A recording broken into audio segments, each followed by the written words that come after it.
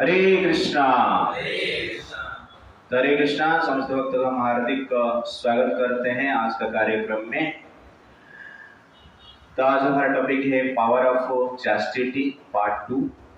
तो last time हमने देखा था कि किस प्रकार भगवान राम सीता जी को कहते हैं कि आप वनवास मत जाइए और यहाँ पर रहकर मेरे पिता माता का सेवा कीजिए, ये आपका धर्म है। यह सुनकर सीता देवी पतिव्रता स्त्री के धर्म का वर्णन करते हुए भगवान राम के साथ वनवास जाने के लिए राम जी को रिक्वेस्ट करती है। सीता देवी रोते हैं, अश्रु से भरा हुआ आंखों को देखकर राम जी के मन में सीता देवी के प्रति दया भाव आती है और राम जी कहते हैं, हे देवी, आप जो बात कह रहे हैं धर्म सम्मत है, किंतु वन में जो है अनेक दुख है और वन का दुख का विचार करके मैं आपको वन में लेने के लिए प्रस्तुत नहीं हूं।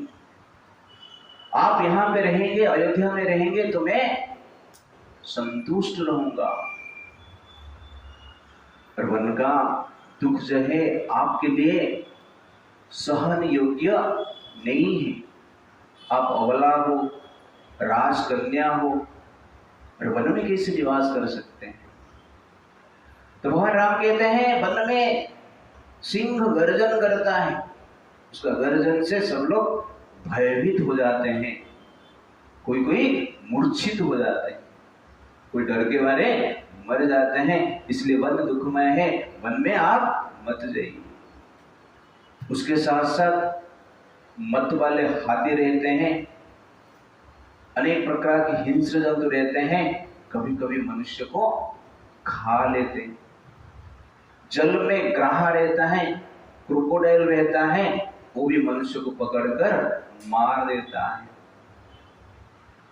वन में पहाड़ पर्वत में अनेक प्रकार की विषला सर्प रहते हैं, मच्छर रहते हैं, कीड़े रहते हैं, जो कि मनुष्य को जीने नहीं देते हैं। इसलिए वन का जीवन जो है दुखमय है, आप वन में मत जाइए। उसके साथ साथ वन में जो रास्ता है कंटकपूर्ण है, अनेक पेड़ पौधे हैं जिसका अग्रभाग कांटे से परिपूर्ण रहता है, इधर उधर बिखरते हुए रहता है, जो मनुष्य को कष्ट देता है। और कभी कभी अचानक आंधी तूफान आता है, जिससे कि व्यक्ति के लिए जीना कठिन हो जाता है। ठंडी गर्मी को, बरसात को सहन करना पड़ता है। इसलिए वन का जीवन क्या है? दुखदायक है। उसके साथ साथ वन में जल कहां पर कभी मिलता है, नहीं मिलता है, उसका पता लगाना आसान नहीं है। इसलिए अनेक समय बिना जल से जीना पड़ता है।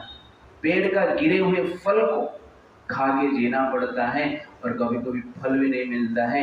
इसलिए वन में दीर्घ समय तक व्यक्ति को भूखा पेट रहना पड़ता है, प्यासा रहना पड़ता है। इसलिए वन दुखदायक है, आप वन में मत जाइए। वन में अनेक भय है, जहां पर भय नहीं है वहां पर भी भय आ जाता है वन में। इसलिए वन का जीवन दुखदायक है, आप वन में जाने की इच्छा त्याग कर दीजिए। तो भगवान राम इस प्रकार सीता देवी को कहते हैं।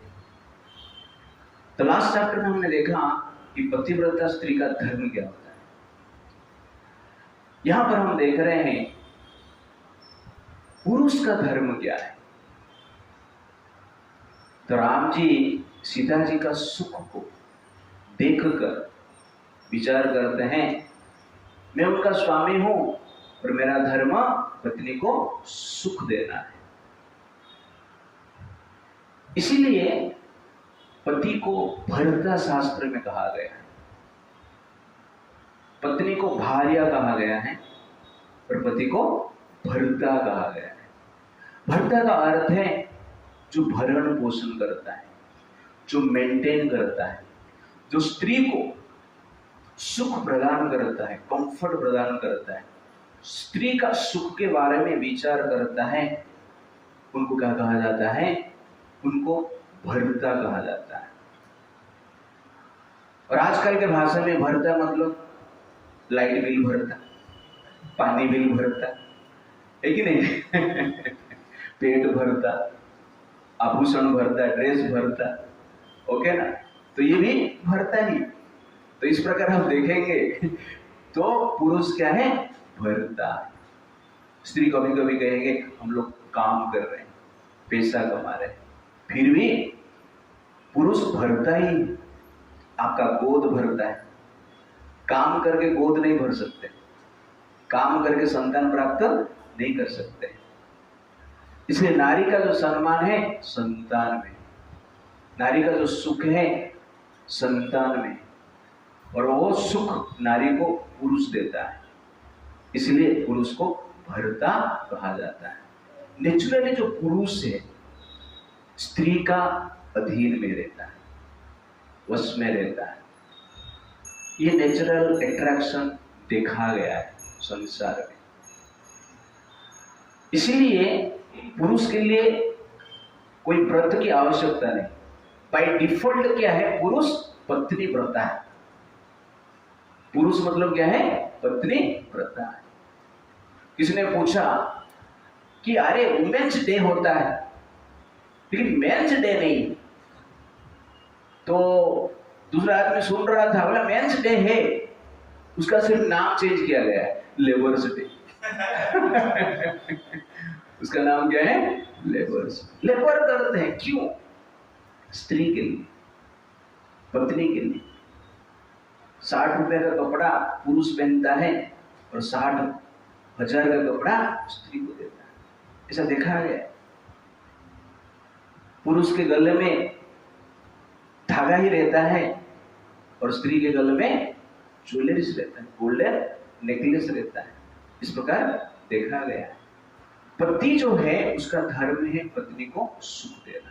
इसलिए भगवान राम यहाँ पर सीता जी को कह रहे हैं कि वन में मत जाइए। तो पति का यह धर्म नहीं है स्त्री को एक्सप्लॉइट करना है, शोषण करना है। ये जनरली क्या है? गलत विचार है। जैसे पत्नी का धर्म है पति का सेवा करना, ठीक उसी प्रकार पति का भी धर्म है पत्नी का सेवा करना। और पत्नी को भार्या कहा जाता है। भार्या मतलब जो भार को वहन करते हैं, जो परिवार का भार को वहन करती है, हस्बैंड का भार को वहन करती है, सास ससुर का भार को वहन करती है। इसलिए उनको भार्या कहा जाता है। आजकल आपको पत्नी मिल सकती है लेकिन भार्या मिलना डिफिकल्ट है, राइट? पत्नी मिल सकती है लेकिन भार्या मिलना डिफिकल्ट है, जो भार को वहन करता है। कोई तो टीचर ने एक स्टूडेंट को पूछा, एक लड़की को, छोटी लड़की को, कि सीता जी राम जी के साथ वनवास गए, सही किए गलती किए? तो लड़की बोल रही है सर सही किए। कैसा सही है? ना घर पे जिन सास के साथ रहने से अच्छा वन में राम के साथ रहने। ओके ना? भाग लेना आजकल लोग नहीं चाहते, इसलिए पत्नी मिलना इजी, भार्या मिलना डिफिकल्ट है। इसलिए आप लोग शादी करने के लिए जाएंगे तो पत्नी के लिए मत जाना। किसके लिए जाना है? भार्या के लिए जाना। और उसको जाके प्रश्न पूछना कि भार्या शब्द का अर्थ क्या है। ओके ना? उसको बाहर हो जाएगा, उधर ही छोड़ देगा आपको, नेगोशिएशन में डिवोर्स हो जाएगा आपका। ये जो शब्द है महत्वपूर्ण है। जनरल स्त्री को ये सब पता नहीं, आजकल सिखाया नहीं जाता है। इसलिए रिस्पॉन्सिबिलिटी क्या है स्त्री जानते नहीं है, पुरुष भी नहीं जानते। इसलिए हमें रामायण महाभारत को ठीक से स्टडी करेंगे। वास्तव में हमें जीवन का जो मार्ग है हमें रामायण महाभारत से मिलता है। तो हस्बैंड वाइफ जो है एक रथ जैसे, उस रथ में जो वास्तव में रथ है वो स्त्री है। जिस प्रकार रथ भार वहन करता है, स्त्री परिवार का भार वहन करती है। और जो हस्बैंड है घोड़े जैसा है, अपने शक्ति से रथ को खींचता है। तो दोनों की आवश्यकता है, रथ भी चाहिए, घोड़े भी चाहिए। घोड़ा है रथ नहीं है तो काम नहीं चलेगा, रथ है घोड़ा नहीं है तो काम नहीं चलेगा। वैसे ही हस्बैंड वाइफ दोनों रहेगा तो परिवार चलेगा, आगे बढ़ता रहेगा, भार को वहन कर पाएंगे। इसलिए दोनों साथ रहना अत्यंत आवश्यकता है। और पत्नी का रक्षा करना पति का सबसे बड़ा धर्म है। हमारा शास्त्र कहता है, मेरे पीछे आप लोग बोलिए, पिता रक्षति कौमारे भर्ता रक्षति यौवने रक्षन्ति स्थविरे पुत्रा न स्त्री स्वतंत्रियम अर्हति। युधिष्ठिर महाराज कहते हैं द्रौपदी, पिता रक्षति कौमारे, स्त्री को, कन्या को पिता माता कौमार अवस्था, शादी से पहले उस अवस्था में रक्षा करते हैं। भर्ता रक्षति यौवने, भर्ता मतलब पति, तो यौवन अवस्था में पति रक्षा करते हैं। रक्षन्ति स्थविरे पुत्रा, वृद्धावस्था में पति का देहांत होने के पश्चात जो पुत्र हैं स्त्री का रक्षा करते हैं। न स्त्री स्वतंत्रिय अर्हति, कोई भी स्टेट में स्त्री स्वतंत्र नहीं है, क्योंकि स्त्री का रक्षा करना अत्यंत आवश्यकता है। तो संसार में जिस प्रकार हम अपने आप को रक्षा करते हैं मस्कीटो से, कैसे रक्षा करते हैं? ओडोमॉस लगाकर, मस्कीटो नेट लगाकर, फैन लगाकर। क्यों? क्योंकि मस्कीटोस जो है ब्लड खींचते हैं।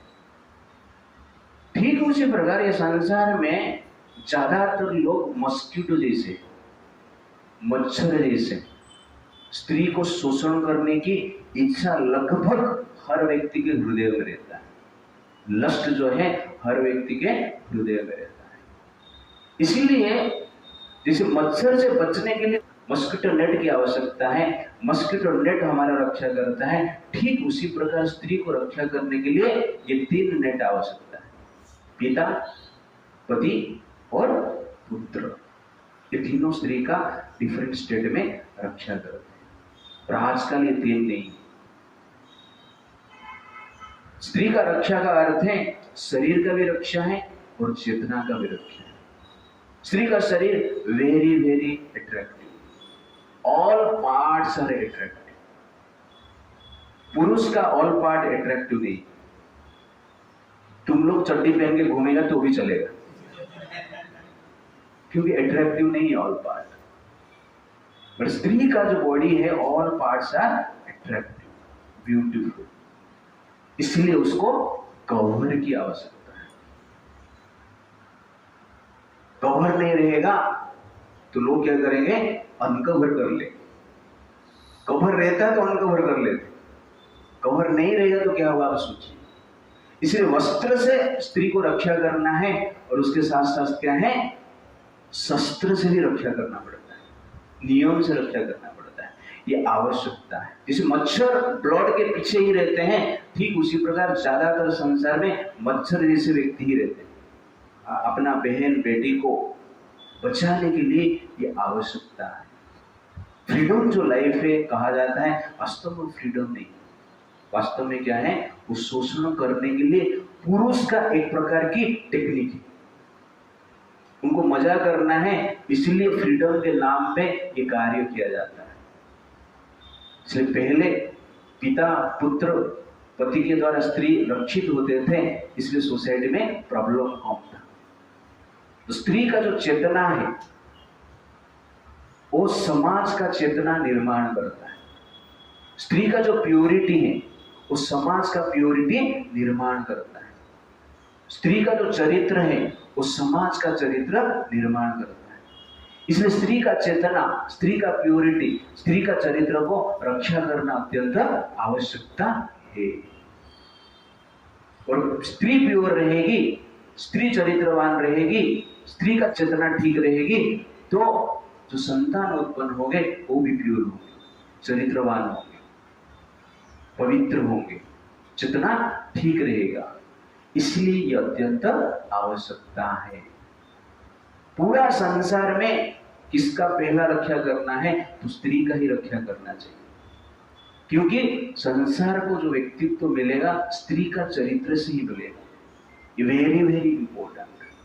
हम हर चीज का रक्षा करना चाहते हैं, घर का रक्षा करना चाहते हैं, धन संपत्ति का रक्षा करना चाहते हैं, देश का रक्षा करना चाहते हैं, जीवन का रक्षा करना चाहते हैं, लेकिन स्त्री का रक्षा करना नहीं चाहते।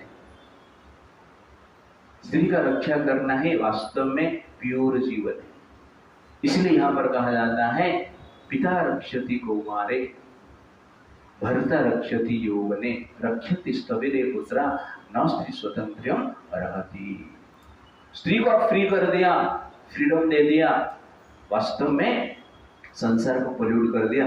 आज देखिए सोसाइटी, 20-30 साल पहले का सोसाइटी, अभी का सोसाइटी पूरा चेंज हो गया। एक ही चेंज हुआ, क्या?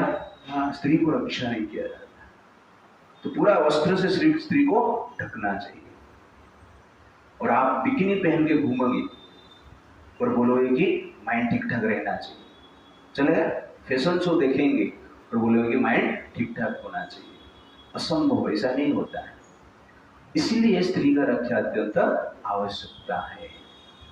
कोई तो ऐसा कह रहा था कि आजकल के लड़कियां नाचने वाली जैसे ड्रेस पहनेंगे और उनको देवी जैसे प्रेस्टीज चाहिए, मर्यादा चाहिए, सम्मान चाहिए, मिलेगा? नहीं मिलेगा। तो इसीलिए स्त्री का रक्षा आवश्यकता है। इसलिए स्त्री का पालन की बात नहीं किया जाता है, रक्षा की बात किया जाता है। रक्षा मतलब चेतना की रक्षा करना चाहिए।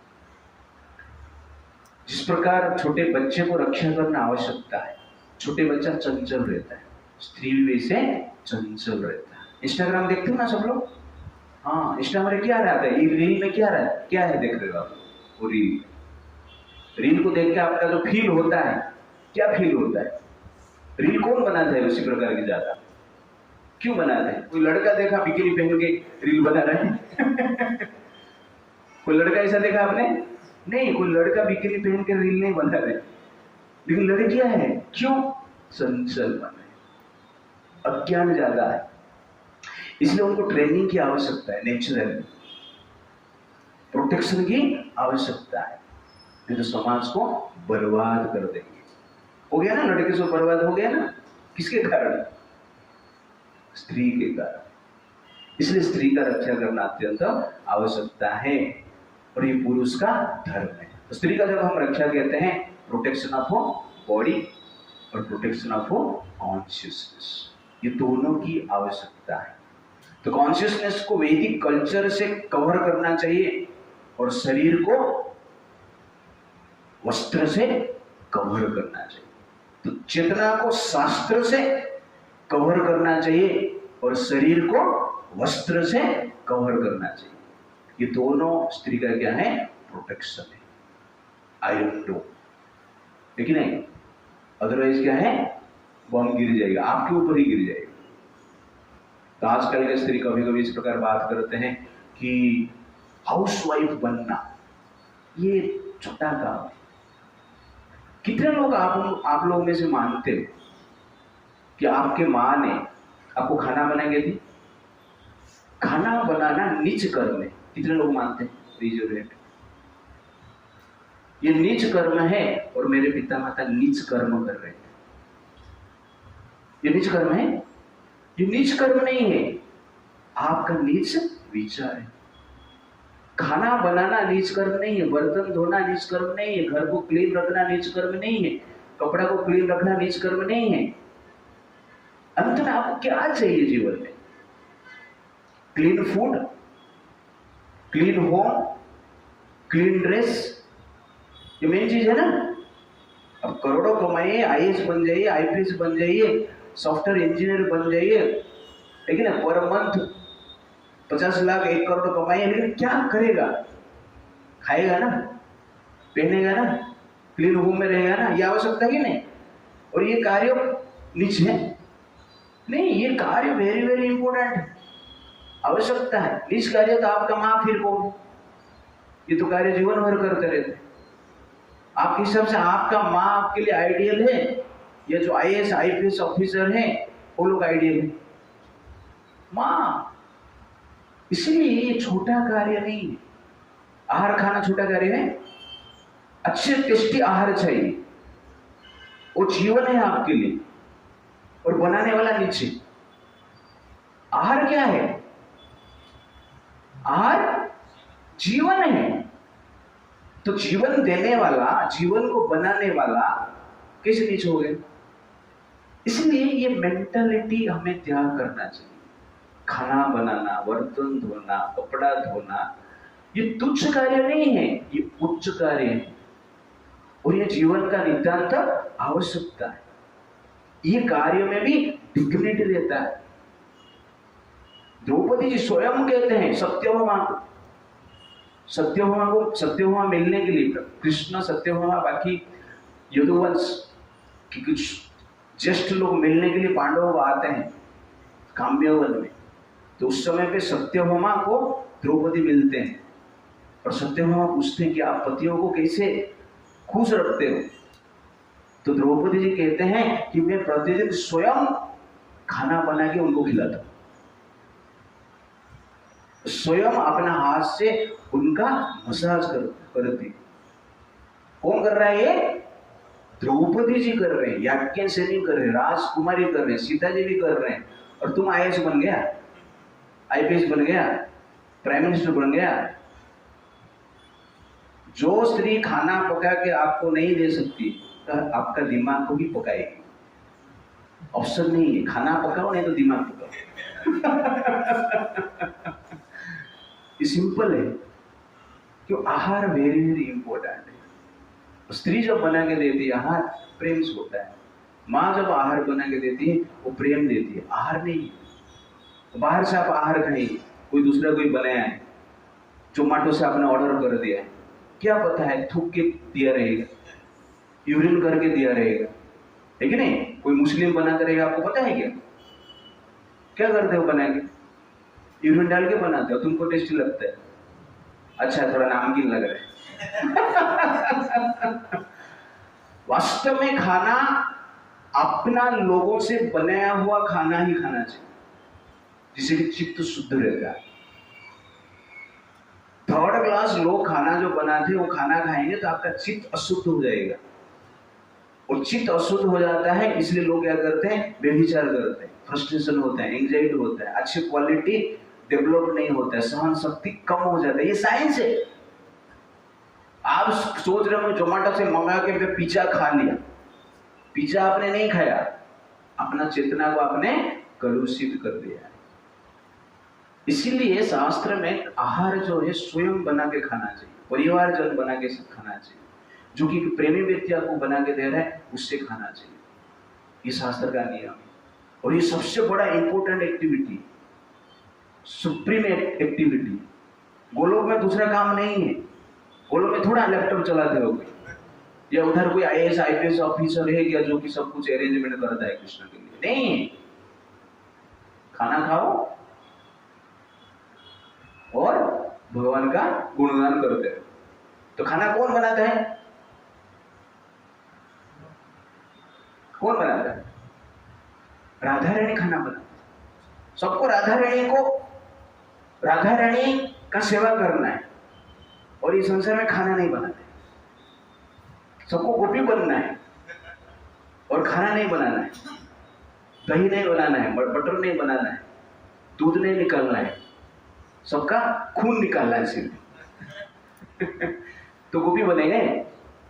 तो ये साइंस है, हमें समझना चाहिए। इसलिए ये प्रोपागेंडा है। वेस्टर्न वर्ल्ड का प्रोपागेंडा। वेस्टर्न वर्ल्ड को देखो, घर पे खाना नहीं बनता है, होटल में खाते हैं और डिबोची जैसे जीते हैं, व्यभिचार करते रहते हैं और कुछ लाइफ नहीं होता। वो चीज को हम क्या करते हैं, ग्रहण कर रहे हैं। इसलिए आवश्यकता है होटल मैनेजमेंट कोर्स करेंगे खाना बनाने के, उधर खाना बनाएंगे 5 स्टार होटल में जाके, तो अच्छा है वो। और घर पे खाना बनाने के लिए प्रेस्टीज डाउन, और होटल मैनेजमेंट करके मैं खाना बना रही हूँ, कहाँ पे, 5 स्टार होटल, इसमें तुम्हारा बड़ा प्रेस्टीज नहीं, तुम पैसा ले रहा है बस, और कुछ नहीं। पैसा मिल रहा है इसलिए वही काम तुम्हारे लिए प्रेस्टीज बन जाता है। लेकिन जहां पर पैसा नहीं है लेकिन प्रेम है, वहां पर तुम्हारा प्रेस्टीज नहीं। एयर होस्टेसेस क्या करते हैं, अच्छी तरह से ड्रेस कर पहन के आपको बोलते हैं हाउ आर यू, आपको क्या चाहिए, how can I serve you, पहले बटाटा वड़ा खिलाएंगे। लेकिन क्या करते हैं उधर एयर होस्टेस जो है, क्या करते हैं, मेरे हिसाब से जो गाड़ी आपका बस जाता है ना, नीचे रह के चाना चाना चाना बोलते रहते हैं ना वो एयर होस्टेस का काम है।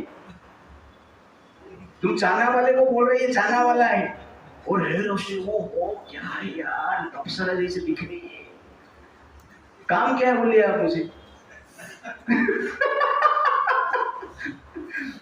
सेम एक्टिविटी है ना, उधर भी रेस्टोरेंट में चाना देती रहेगी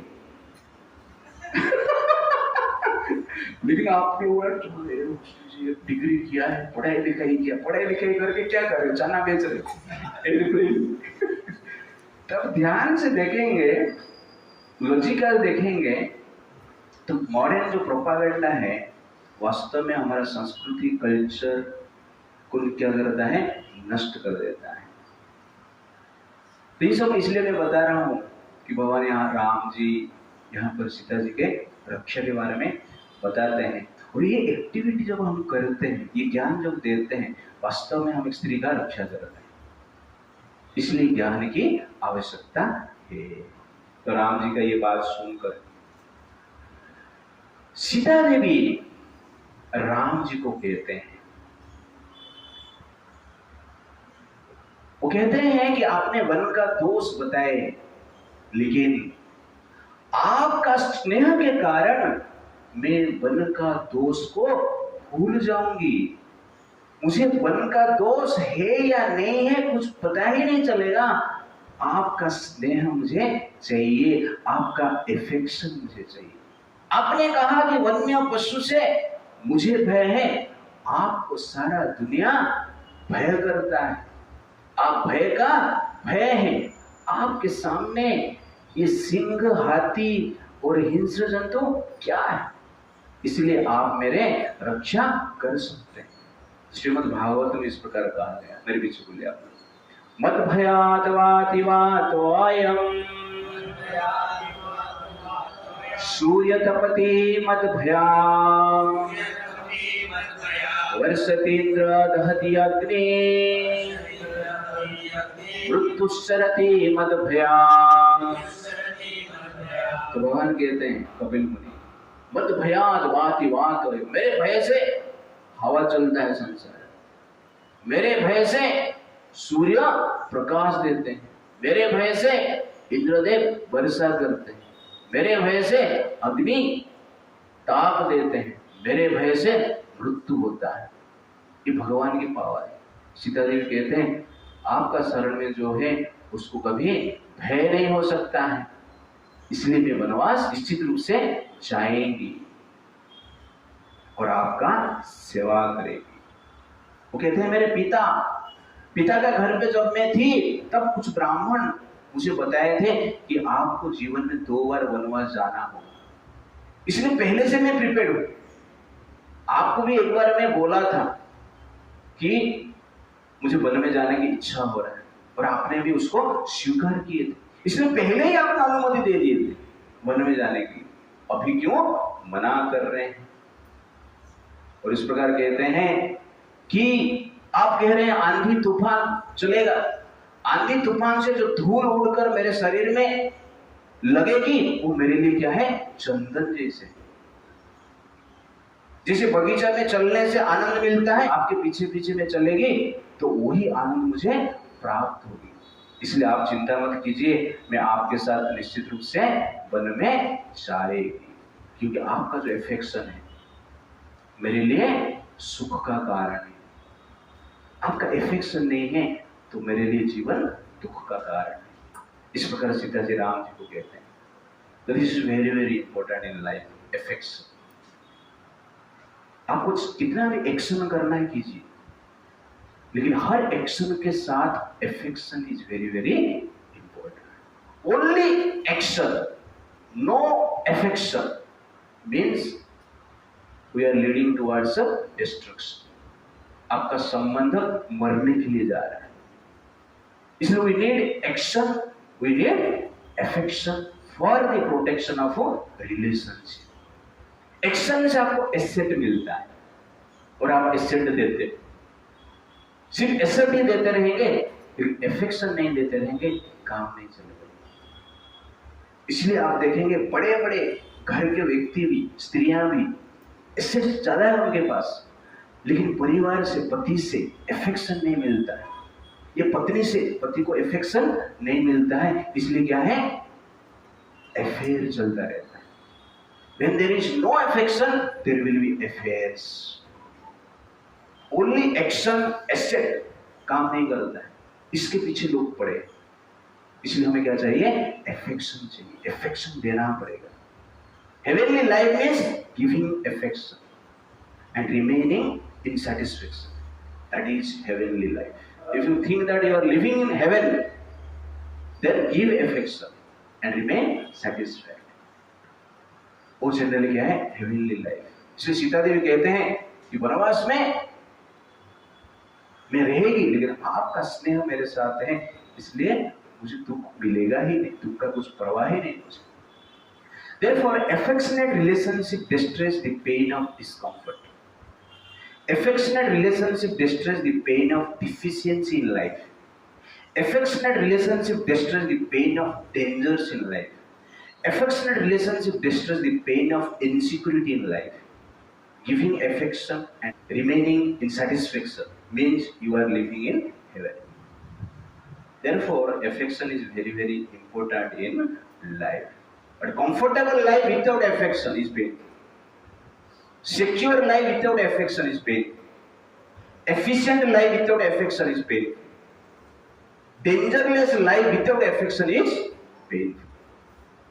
Therefore, we need action, we need affection. Very, very important. तो गौर गोपाल को कोई अच्छा एग्जाम्पल ले दो। जैसे ब्रेड रहता है और उसमें आप ठंडा बटर लगा रहे, ज्यादा लगा रहे, वो ब्रेड के भीतर नहीं जाए। लेकिन वही ब्रेड में गरम बटर डालेंगे आप और एक ड्रॉप भी डालेंगे तो ब्रेड के भीतर जाए, टेस्ट मिलेगा। ठीक उसी प्रकार रिलेशनशिप में क्या होना चाहिए, रिलेशनशिप में गर्मी होना चाहिए। रिलेशनशिप ठंडा हो जाएगा तो टेस्ट नहीं मिलेगा। गर्मी रिलेशनशिप में होना चाहिए। गर्मी मतलब दूसरे प्रकार की गर्मी नहीं, ओके ना? तो गर्मी मतलब एफेक्शन। एफेक्शन का इफेक्ट होना चाहिए। एफेक्शन मतलब care. Affection means care. Affection means appreciation. Affection means sweet word. Affection means service. ये रिलेशनशिप को गर्म रखता है। केवल सामान देके, एसेट देके रिलेशनशिप को बचा नहीं सकते। एसेट से लोग खुश हो जाते थे तो हाईली अरिस्टोक्रेटिक पर्सन्स अफेयर्स में क्यों जाते हैं? इसलिए हमें एफेक्शन चाहिए और नॉलेज भी चाहिए। ये दोनों की आवश्यकता है। आजकल ये दोनों की अभाव है। नॉलेज भी नहीं है और एफेक्शन भी नहीं। वास्तव में जिसके पास नॉलेज है वही एफेक्शन दे सकता है। इसलिए रामायण महाभारत को हमें ठीक से पढ़ना चाहिए, जिससे कि आपके पास नॉलेज रहेगा, आप एफेक्शन देंगे और उसके अनुसार आप एक्शन करेंगे तो परिवार में संबंध टिकेगा। इसलिए आप लोग बालक हो, यूथ हो, ये नॉलेज को ठीक से सुनना, पढ़ना, बार बार पढ़ना, उसको प्रचार प्रसार भी करना, तब जाके सोसाइटी में एक प्रकार की एफेक्शनेट एटमॉस्फेयर बनेगा। सोचिए, सीता देवी वन में जाके राम जी के साथ रहना चाहते। सीता देवी साधारण नहीं है, रानी है, राजकन्या है, हर पल हर दिन एसी रूम में रहने वाली है, सूर्य के किरण जिसके शरीर में कभी भी गिरा नहीं है, ऐसी स्त्री है। राम जी के साथ वनवास में जाकर रहने की प्रबल इच्छा करती है। एफेक्शन, तो एफेक्शन संबंध को बांध के रखता है, इसलिए एफेक्शन की आवश्यकता है, स्नेह की आवश्यकता है। उसके बाद सीता देवी कहते हैं, वनवास ही जानामि दुःखानि बहुधा किला प्राप्यन्ते नियतं वीरा पुरुषैः हुतात्मभिः। तो वनवास में बहुत सारा दुख है, मुझे पता है, लेकिन दुख उसको होता है पुरुष ही अकुत आत्म भी, जो सेल्फ कंट्रोल नहीं कर पाता है उसको दुख होता है। जो सेल्फ कंट्रोल कर पाता है उसको वनवास में दुख कभी नहीं होगा। वास्तव में जो व्यक्ति इंद्रियों को नियंत्रण करता है वो भवन में भी सुखी रहता है और वन में भी सुखी रहता है। जो इंद्रियों को नियंत्रण नहीं कर पाता है वो भवन में भी दुखी रहता है और वन में भी दुख रहता है। इसलिए self control is happiness. Self control हम कर रहे हैं, इसका अर्थ है दुख को हम कंट्रोल कर रहे हैं। सेल्फ एंजॉयमेंट कर रहे हैं, इसका अर्थ है दुख को हम इनवाइट कर रहे हैं। Self gratification means invitation of Vijay, self control means invitation of happiness. इसलिए सीता देवी यहां पर कहते हैं जिसका सेल्फ कंट्रोल है उसको दुख की है संसार। इसलिए हमारा शास्त्र कहता है, मेरे विचार लोग, साइथम निर्जित काको एकराड विषयान प्रियान यथा उपज संभुञ्जानो न तृप्येत अजित इंद्रियः। हिरण्यकशिपु के लिए ये बात कहा गया है। सुखदेव गोस्वामी कहते हैं साइथम निर्जित काको, हिरण्यकशिपु को संसार में जीतने वाला कोई नहीं था और पूरा ऑल डायरेक्शन हिरण्यकशिपु के अंडर था। पूरा संसार 14 ब्रह्मांड उसके कंट्रोल में था, त्रिभुवन इसके कंट्रोल में था। एकराड विषयान प्रिया, लेकिन उसका प्रिय क्या था? विषय, सेंस एंजॉयमेंट। कैसा था सेंस एंजॉयमेंट? यथा उपजोसम भुंजान, अनलिमिटेड सेंस एंजॉयमेंट किया है फिर भी दुखी था। क्यों? न तृप्यत अजितेंद्रिय, सेंस कंट्रोल नहीं होता है, तृप्ति नहीं मिलता है। इसलिए सैटिस्फैक्शन और सेंस के कंट्रोल गोज टुगेदर, एक साथ रहते हैं। अब सेंस कंट्रोल नहीं करेंगे तो सैटिस्फैक्शन नहीं होगा, और सैटिस्फैक्शन नहीं रहेंगे तो सेंस कंट्रोल नहीं कर पाएंगे। और सेंस कंट्रोल ही सुख है। सेंस जिसका कंट्रोल नहीं, पूरा संसार का भोग आपको मिल जाएगा, फिर हम सुखी नहीं। इसलिए सीता देवी कहते हैं जिसका सेंस कंट्रोल है, वन में रहे, भवन में रहे, क्या प्रॉब्लम है। और ज्यादातर संसार में प्रॉब्लम क्या है? अनकंट्रोल सेंसेस के लिए हो रहा है। Okay, if you want to sense the real happiness then control your senses. This is very very important. Serving husband frees one from sin। शुद्धात्मन प्रेम भावात् ही भविष्यामि विकल्मषा भर्तारामनुवक्षन्ते भर्ता ही मम दैवतम्। तो सीता जी कहते हैं हे शुद्धात्मा, आपका जो सेवा करता है, भर्ताराम अनुगच्छति, पति के पीछे पीछे रहते हैं, पति का सेवा करते हैं, वास्तव में भविष्यामि विकल्मषा, सब कुछ जो कल्मष है, पाप है, उससे मुक्त हो जाता है। भर्ता ही मम दैवतम्, पति मेरे लिए क्या है? देवता है। इसलिए पति का सेवा करना स्त्री का परम धर्म है। Even serving a sinful husband, one is free from sin. कभी कोई लोग क्वेश्चन पूछते हैं, प्रभु जी बेवड़ा है, मारपीट करता रहता है, ओके ना, गुस्सा करता रहता है, क्या करेंगे? तो शास्त्र क्या कहता है? सहन करो।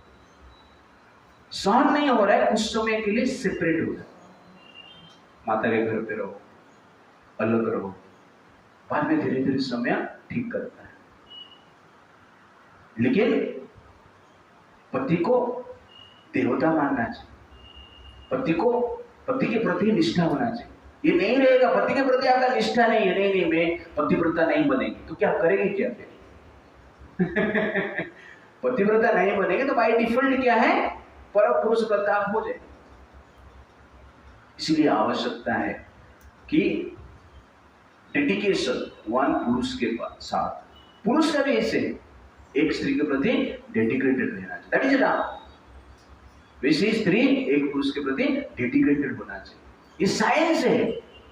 बाल विवाह बंद कर दी और बाल सेक्स चालू हो गए, इसी हुआ ना। मॉडर्न सोसाइटी बाल विवाह को कुप्रथा सोचकर, कुसंस्कार सोचकर बंद कर दिया, और बाल सेक्स, तरुण सेक्स अच्छा है। Which is better? बाल विवाह इज बेटर या बाल सेक्स इज बेटर? वो विवाह का कार्य तो कॉलेज में आजकल कर रहे हैं, उसको बॉयफ्रेंड गर्लफ्रेंड कहते हैं, वो अच्छा है। तो तुम जिसको पॉल्यूट किया है ना, बाद में क्या करेगा? कोई उसको ग्रहण करेगा, और आप जो दूसरा कोई किया है आप उसको ग्रहण करें और गाना गाएं, आप कितने महान, बहुत पवित्र है। ऐसा है। इसीलिए भारत का जो संस्कृति है वेरी वेरी इंपॉर्टेंट, ये साइंटिफिक है। इसलिए पहले शीघ्र विवाह होता था। शास्त्र कहता है पहला राजा चुनो, उसके बाद भार्या चुनो, उसके बाद जॉब चुनो, काम धंधा देखो। प्रथमम विंदते राजा ततो भार्या ततो धनम। अचल उल्टा है, पहले पैसा, उसके बाद भार्या। राजा छोड़े यार, वोट देने के लिए कौन जाएगा? ऐसा सोचते हैं। तो इसीलिए पहले का जमाना सुखी था, स्वस्थ था। कारण क्या है? वैदिक कल्चर को फॉलो कर रहे थे। Even serving a sinful husband one is free from sin. यह लोके च पितृभिः, यह लोके च पितृभिः, या स्त्रियस्य महाबला अधीरता स्वधर्मेण प्रत्यभावे अभितस्य सा। इस लोक में पिता आदि के द्वारा जो कन्या जिस पुरुष को प्रदान किया गया है धर्म के अनुसार, उस पुरुष नेक्स्ट लाइफ में उस स्त्री को मिलता है। तो ये जो हस्बैंड वाइफ का रिलेशनशिप है, जो धर्म के अनुसार शादी हुआ है, वैदिक कल्चर के अनुसार, ये क्या है? नेक्स्ट लाइफ तक जाता है, 7 जन्म तक भी जाता है। इसीलिए मैं आपका सेवा करना चाहती हूँ। एक बार एक बेटा ने एक माँ को पूछा कि माँ, मैंने देखा है हस्बैंड और वाइफ के बीच में झगड़ा होता रहता है, फिर भी वाइफ भगवान को प्रार्थना करती है कि नेक्स्ट लाइफ में इसको ही मुझे हस्बैंड के रूप में चाहिए, ऐसा क्यों है? तो माँ बोलती है कि जीवन भर परिश्रम करके उस हस्बैंड को सुधारा है ये लाइफ, तो नेक्स्ट लाइफ में अच्छा तो माल मिलना चाहिए ना। दूसरे को क्यों देगा वो माल? इसलिए प्रार्थना करती रहती।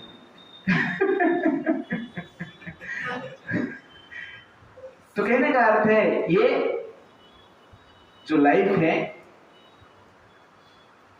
एक धरती का ही लाइफ नहीं, एक जीवन का लाइफ नहीं, अनेक जीवन का लाइफ है। इसलिए रिलेशनशिप को यहां से शुद्ध रखेंगे तो नेक्स्ट लाइफ में भी क्या होगा, सुधरेगा। लेकिन आजकल दोनों तरफ से ये नहीं हो रहा है, पुरुष की तरफ से भी नहीं हो रहा है, स्त्री की तरफ से भी नहीं हो रहा है। यह आवश्यकता है। कोई हस्बैंड ने वाइफ को ऐसा पूछ रहा था कि मैंने सुना कि पुरुष मरने के बाद स्वर्ग में अप्सरा मिलते हैं, यहां भी अप्सरा वहां भी अप्सरा, स्त्री मरने के बाद स्वर्ग में क्या मिलता है? तो हस्बैंड बोल रहा है स्त्री मरने के बाद स्वर्ग में मंकी मिलेगा, वानर मिलेगा। तो वाइफ हंसती हुई बोलती है हमारा भाग्य कैसे है भगवान, वहां पे भी वानर और यहाँ पे भी वानर। तो आजकल का जो संबंध है ना, धार्मिक नहीं है, इसलिए लोग क्या है, सेंस को कंट्रोल नहीं कर पाते। संबंध जब धार्मिक होगा, परलोक के लिए हम जिएंगे, तब जाकर संबंध को हम ठीक रखेंगे। Relationship is eternity, therefore handle it with a sensitivity and with priority. That is very very important. संसार में वास्तव में रिलेशनशिप इस संसार में एक ट्रेनिंग जैसे कि आगे जाके हम अच्छी तरह से जी सकते हैं, नेक्स्ट लाइफ में और स्वर्ग में भी। It's like that. गुस्सा होकर सीता देवी कहते हैं, वो कहते हैं आप मुझे वन में लेके नहीं जाएंगे तो मैं विष खा लेगी, जल में डूबकर मर जाएगी, आग में अपने आप को जलाएगी, इसलिए आप मुझे वन में लेके जाइए। उसके बाद सीता देवी कहती किम तामन्यत वैदेहा पिता मे मिथिलाधिपः राम जामातरं प्राप्य स्त्रियं पुरुष विग्रहम्। तो अंत में सीता देवी अंतिम बाण मारते, वो कहते हैं मेरे पिता वैदेह मिथिला के अधिपति आपको जामात के रूप में ग्रहण किए हैं, लेकिन आप पुरुष शरीर में, शरीर से तो पुरुष है लेकिन कार्य में स्त्री जैसे। स्त्रियों पुरुष विग्रह, इस शुद्ध भाषा में बोला जाता है, लेकिन नहीं, आप पुरुष जैसे दिख रहे हो लेकिन वास्तव में क्या है, आप कार्य में स्त्री जैसे। ये बात राम जी को सीता देवी कहते हैं। बाद में कहते हैं भविष्य में लोग क्या कहेंगे कि राम ने सीता को छोड़ के राज्य में चला गया, राम के पास बल नहीं था, तेज नहीं था, ये आपका अपमान होगा, इसलिए आपका मान सम्मान के लिए मैं वनवास जाएगी। मैं कुलांगिनी स्त्री नहीं हूं जो कि अन्य पुरुष के ऊपर दृष्टि रखती है, मैं शुद्ध हूं, इसलिए शुद्ध आचरण करना मेरी धर्म है, आपके साथ में वनवास जाऊंगी और वहां पर मैं तपस्या करेगी, आपका बात मानेगी, आपको कोई कष्ट नहीं देगी, आप जो भी फल मूल लेकर आएंगे मुझे देंगे, उसको मैं ग्रहण करेगी, पिता माता का कभी मैं याद नहीं करेगी, इसलिए आप मुझे वन में लेके जाइए। Background of anger out of affection is service not enjoyment. कभी कभी गुस्सा करते हैं लेकिन स्नेह के कारण होता है, तो गुस्सा क्या है, सेवा के लिए। तो सीता देवी राम जी को यहां पर बोल रहे हैं ना कि स्त्रियम पुरुष विग्रह, स्त्री जैसा है आप पुरुष के शरीर में, तो प्रकार की गाली जैसे हो गया, गुस्सा हो गया, लेकिन किस भाव से बोल रहे हैं, सेवा करना है इनका, अकेले पति वन में जा रहे हैं, इसलिए कभी कभी गुस्सा भी काम करता है, क्रोध भी काम करता है। Never demand but always follow the command. पत्रम मूलम फलम यतो अल्पम वा यदि वा बहु दस्यसे स्वयं अहत्या दस्यते स्वयं अहत्या पेन में अमृत रसोपम। पत्रम, आप जो पत्र लेकर आएंगे, मूल लेकर आएंगे, फल लेकर आएंगे, ज्यादा हो या कम हो, मुझे खाने के लिए जो देंगे उसको मैं अमृत रूप में ग्रहण करूंगी। इसलिए आप मुझे वनवास लेके जाइए, मैं कभी आपसे डिमांड नहीं करूंगा। तो स्त्री को पुरुष से डिमांड नहीं करना चाहिए, ये सबसे बड़ा कार्य। आजकल ज्यादा डिमांड है, डिमांड एंड में रिमांड, पुलिस स्टेशन रिमांड में चला गया, इस प्रकार हम देखते हैं। इसलिए ये चीज को कंट्रोल करना चाहिए। स्त्री पुरुष का रिलेशनशिप, हस्बैंड वाइफ का रिलेशनशिप जब डिमांड हो जाएगा तो रिलेशनशिप टूटने का चांसेस ज्यादा है। ट्रेनिंग देना चाहिए ना, अब तो बॉलीवुड हॉलीवुड देके जिए है ना, उसमें तो डिमांड ही ज्यादा है, इसलिए जनरली प्रॉब्लम होता है। Expectation in relationship means hesitation in life. Expectation relationship में होना नहीं चाहिए, लेकिन सेवा के लिए प्रस्तुत होना चाहिए। तो सर्विस रहता है वो रिलेशनशिप को टिका के रखता है। यह त्वया सह स्वर्ग निरय यह त्वया विना इति जानम परम प्रीतिम गच्छ राम मया सह। सीता देवी क्या बोल रहे थे, यह त्वया सह स्वर्ग, आप जहां पे वो मेरे लिए स्वर्ग है। निरय यह त्वया विना, आपके बिना पूरा जगत नरक है मेरे लिए। इति जानम रामम प्रीतिम, इस प्रकार की प्रेम है आपके साथ मेरा। गच्छ राम मया सह, इसलिए राम आप मेरे साथ वन में आए। सीता जी यहाँ पर बोल नहीं दिए थे मैं आपके साथ वन में जाऊं, क्या बोल रहे हैं, आप मेरे साथ वन में आए। तो कहते हैं सीता देवी यहाँ पर कहते हैं आप चिंता मत करो, आप मेरे साथ वन में आइए। दिस इज स्त्री जो कि पति का चिंता को दूर करता है। आजकल स्त्री क्या करता है, पति को जीवन भर चिंता में रखता है, अंत में चिता बना देता है। इसलिए हर लड़की को रामायण का ये एपिसोड ध्यान से पढ़ाया जाएगा बचपन से, तो निश्चित रूप से उस स्त्री के हृदय में एक प्रकार की पतिव्रता की भावना उत्पन्न होगी ही होगी। Do not reject heaven for help, but is heaven for wife. Ram क्या कहेंगे देखेंगे आगे। इस पति की सेवा जीवन का लाइफ क्या है, हेल है, नरक। आजकल उल्टा हो गया, अचानक एक हस्बैंड घर पे दोपहर को आ गया, शाम को 8-9 बजे आता था, दोपहर को आ गया तो पत्नी देखी और बोली इतना जल्दी कैसे आ गया, ना बॉस ने बोला नरक में तुम जाओ इसलिए मैं घर पे आ गया। ओके, घर और नरक जैसे कोई अंतर नहीं, इट्स लाइक दैट।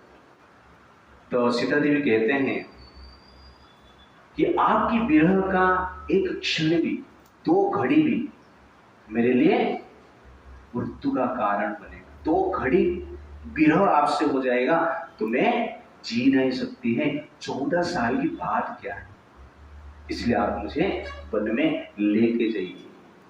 तो इस प्रकार सीता देवी बहुत कुछ बोलकर पतिव्रता स्त्री के धर्म के बारे में बार बार बताकर फूट फूट कर रोते हैं, राम जी को आलिंगन करते हैं और बार बार रिक्वेस्ट करते हैं कि आप मुझे वन में लेके जाइए। ये है पतिव्रता स्त्री जो आपने सुना है, ये पतिव्रता स्त्री का मेंटालिटी। इसीलिए ये आवश्यकता है। तो पतिव्रता बनना चॉइस है, इसके लिए फोर्स की आवश्यकता है।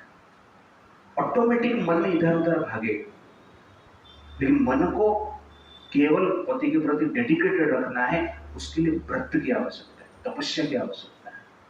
इसलिए शास्त्र में स्त्री के लिए अनेक व्रत तपस्या रखा गया है, सिर्फ मन को कंट्रोल में रखने के लिए। जिस सोसाइटी में व्रत नहीं है, तपस्या नहीं है, वैदिक कल्चर नहीं है, उस सोसाइटी में आप देखिए क्या करते हैं, कुछ काम धंधा नहीं है ना, करेगी क्या, धंधा करेगी और क्या करेगी, व्रत करो नहीं तो धंधा करो, वही चल रहा है। अभी एक न्यूज आया राजस्थान में, एक स्त्री ने उसका बॉयफ्रेंड के लिए उसका पति का मर्डर किया, 3 बेटे का मर्डर किया, एक भतीजा का भी मर्डर किया, सिर्फ एक बॉयफ्रेंड के लिए। उदयपुर का बॉयफ्रेंड है, पूरा डिटेल्स है न्यूज में, आप देखेंगे।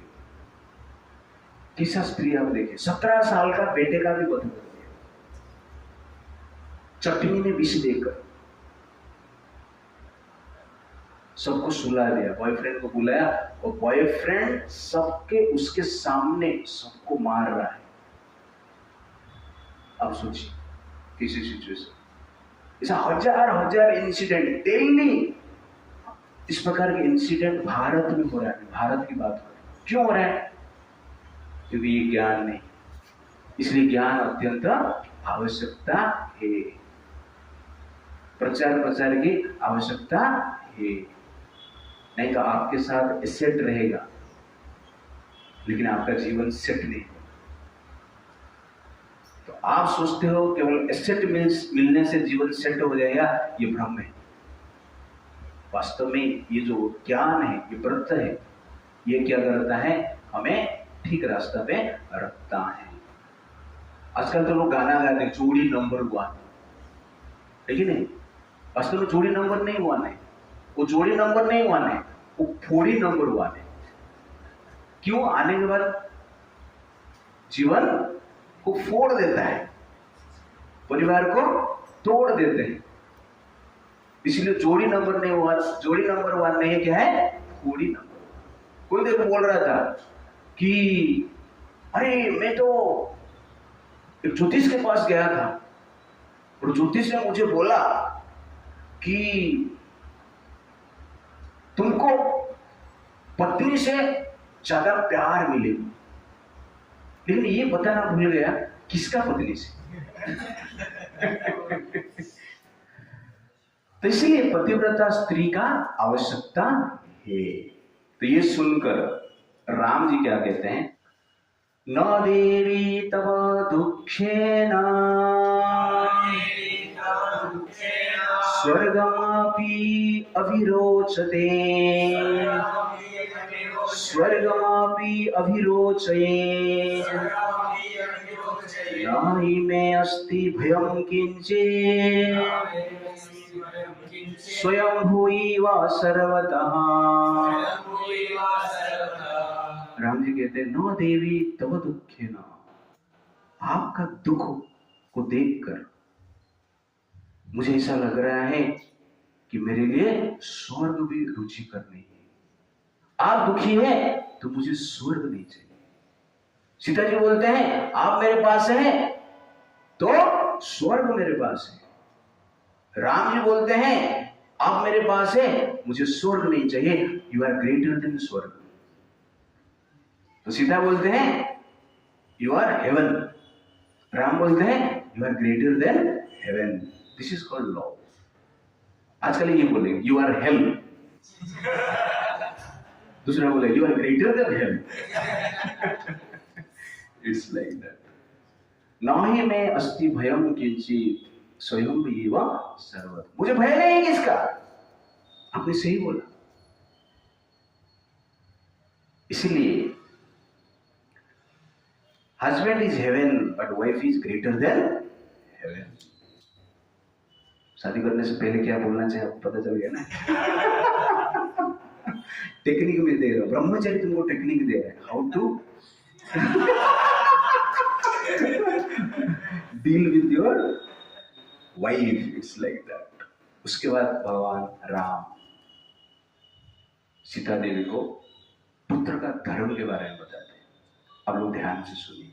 अभी आप लोगों ने पति का धर्म सुन लिया, पत्नी का धर्म सुन लिया, जो आपने बना नहीं अभी तक, पुत्र बने आप लोग, तो पुत्र का धर्म क्या है? वेरी वेरी इंपॉर्टेंट, ध्यान से सुनो। एष धर्मा तु शुश्रोणी पितुर्मातु च वश्यता अथ च आज्ञां व्यतिक्रम्य न हम जीवितुम् उत्सहे। हे सुष्टुणी, सीता जी को संबोधन कर रहे हैं। पिता माता का सेवा करना, उनका वश में रहना, उनका आज्ञा का पालन करना, ये पुत्र का सर्वश्रेष्ठ धर्म है। और उनके आज्ञा का मैं पालन नहीं करूंगा तो संसार में जीवित रहना ही नहीं चाहता है। राम इस प्रकार कहते हैं, राम के लिए पिता माता का सेवा करना ही जीवन है और पिता माता का सेवा नहीं करना ही मृत्यु है। आजकल लोग पिता माता को ही मार देते हैं, ये दुर्भाग्य है। वृद्धाश्रम में पुत्र माता पिता को छोड़ने के लिए जाते हैं। इससे बढ़कर बेशर्म की बात संसार में है? आईएएस ऑफिसर है, आईपीएस ऑफिसर है, सॉफ्टवेयर इंजीनियर है, करोड़ों कमा रहे हैं और पिता माता को जाकर वृद्धाश्रम में छोड़ रहे हैं। ये सिविलाइजेशन है? ये सभ्य समाज है? ये सभ्य समाज है तो असभ्य समाज थोड़ा बता देना मुझे क्या है। इसीलिए एसेट, वो चीज मैं बार बार बता रहा हूं, आजकल समाज एसेट के लिए जी रहा है, लेकिन हमें किसके लिए जीना है? एफेक्शन के लिए जीना है। और goal should be affection, not a asset.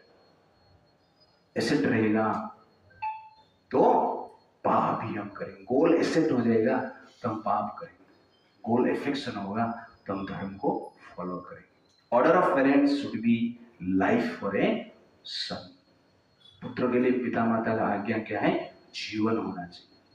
इसलिए एक प्रण लो आप लोग कि हम आज से पिता माता के साथ कॉन्फ्लिक्ट नहीं करेंगे, आर्गुमेंट नहीं करेंगे। आपका ओपिनियन आप शांति से रखिए, ग्रहण हो रहा है ठीक है, नहीं हो रहा है शांत रहिए। That is very very important. अस्वाधीनं कथं दैवं प्रकारै अभिआरध्यते स्वाधीनं समतिक्रम्य मातरं पितरं गुरुम्। भगवान कहते हैं पिता माता जो है साक्षात देवता है, सामने है, जो कि हमारा सेवा के अधीन में है। इसलिए पिता माता का सेवा करना सर्वश्रेष्ठ धर्म है। देवता जो है वो साक्षात हमारे पास नहीं है और हमारा सेवा का अधीन भी नहीं है। जिसको सेवा नहीं चाहिए उनका सेवा करते रहते हैं और जिनको सेवा चाहिए उनको तिरस्कार करते हैं। दुर्भाग्य है ना? जिसको पानी चाहिए उसको पानी पिलाओ यार। सूर्यदेव को पानी दे रहे हैं सुबह सुबह उठ, और पिता माता को गाली दे रहे हैं। पिता माता को गाली देकर जाके सूर्यदेव को पानी दे रहे हैं, क्या होगा? इसलिए राम जी यहां पर कहते, भगवान स्वयं कहते हैं क्या करना चाहिए संसार। इसीलिए पिता माता सबसे बड़ा देवता है। कौन बोल रहे हैं? भगवान बोल रहे हैं। इसलिए हमें पिता माता का भी सेवा करना है, भगवान का भी सेवा करना है। क्यों? भगवान भी पिता माता है, ठीक है नहीं? हाँ, तो पिता माता अलग है, एक पिता है एक माता है। भगवान क्या? दोनों एक साथ, 2 in 1, that is 2 in 1 parent. That is क्या है? कृष्णा, राम। इसलिए हमें राम का भी सेवा करना है और पिता माता का सेवा करना है। पिता माता का सेवा करते हैं तो राम संतुष्ट हो जाते हैं, और राम जब संतुष्ट हो जाते हैं, राम का सेवा करते हैं तो पिता माता को भी उसका लाभ होता है। इसलिए दोनों तरफ से हमें कार्य करना चाहिए। Serving parents means is good as serving God, it's like that. यत्र त्रयं त्रयो लोकः पवित्रं तत्समं भुवि न यज्ञाद् अस्ति शुभं पांगे तेन इदम् अभिआरध्यते। पिता माता का सेवा करते हैं तो धर्म, अर्थ, काम, मोक्ष प्राप्त हो जाता है, 3 लोक भी प्राप्त हो जाता है। इससे बढ़कर पवित्र कार्य संसार में नहीं है। इसलिए पिता माता का आराधना ही सर्वश्रेष्ठ है। Parents are superior than 3 world. Ram ji यहां पर कहते हैं, न सत्यम दानमानो वा यज्ञ वा अपक्त दक्षिणः यज्ञ वा अपक्त दक्षिणः तथा बालकर सीते यथा सेवा पितुर्मतः। तो कहते हैं पिता माता का सेवा करना इतना पावरफुल है, बलवान है। सत्य, दान, यज्ञ और बड़े बड़े दक्षिणा देकर भी उस स्थान को प्राप्त नहीं किया जा सकता है जो स्थान पिता माता से मिलता है, जो स्थान पिता माता का सेवा से मिलता है। Serving parents is greater than the power of truth, charity and sacrifice. The all powerful means to attain higher life is serving parents.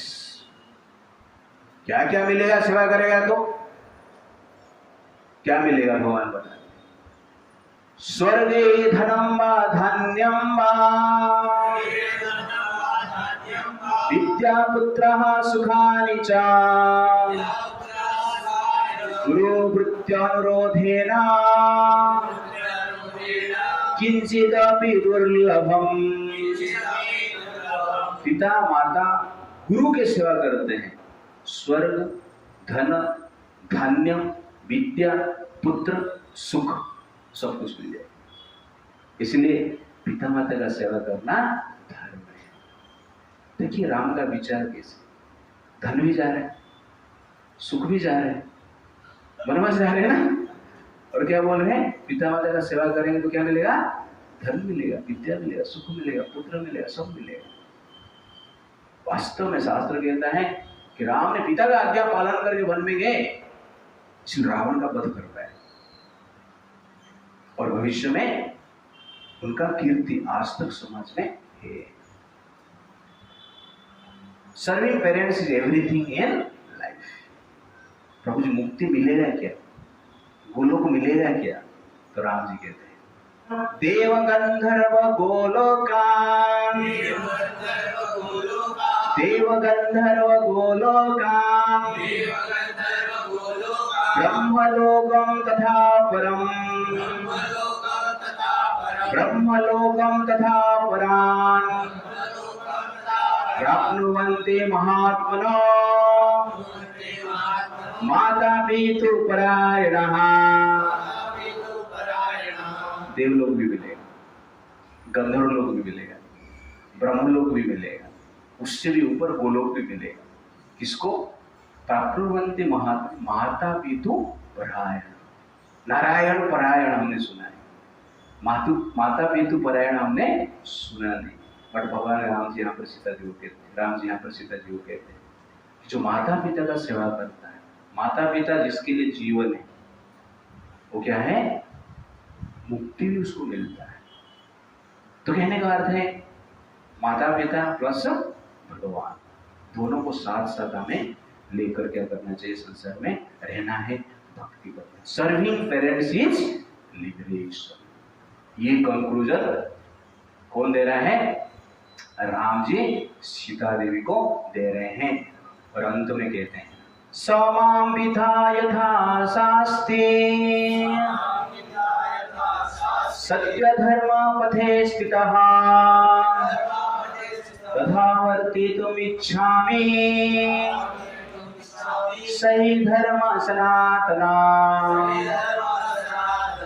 मेरे पिता धार्मिक, धर्म को जानने वाले, फॉलो करने वाले हैं, इसलिए उनका आज्ञा का पालन करना मेरे लिए सर्वश्रेष्ठ धर्म है, सनातन धर्म है। और आपने जो बात कहा है मेरे साथ जाने की, सही बात आपने कहा, धार्मिक बात आपने कहा। आप में धर्म निहित है, धर्मनिष्ठा है। मैं आपको परीक्षा करने के लिए, बल में नहीं लेने के लिए बोल रहा था, लेकिन आप परीक्षा में उत्तीर्ण हो गए। आपका अभिप्राय जाने भी ना मैं आपको किसी वन में ले सकता था, इसलिए आपका अभिप्राय मुझे अभी पता चला और मैं आपको आज्ञा देता हूँ, आप मेरे साथ वन में आइए। और वन में जाने से पहले हमारे पास जो भी धन संपत्ति है, जो ब्राह्मण है उनको रत्न दान कीजिए, जो भिक्षुक है उनको भोजन दीजिए, और उसके पश्चात हम क्या करेंगे, वन में जाएंगे। सीता जी जब ये सुनते हैं तुरंत हर्षित हो जाते हैं, भगवान राम को आलिंगन करते हैं, चरण को स्पर्श करते हैं और तुरंत वहां से जाते हैं दान देने के लिए और वन में जाने की प्रस्तुति शुरू करते हैं। लक्ष्मण जी बाजू में ये सब सुन रहे थे। लक्ष्मण जी पूछ रहे हैं मेरा नंबर आएगा क्या? तो उनका नंबर आएगा या नहीं आएगा हम देखेंगे नेक्स्ट टाइम। हरे कृष्णा कृष्णा कृष्णा हरे हरे, हरे राम राम राम हरे। श्री प्रभुपाद की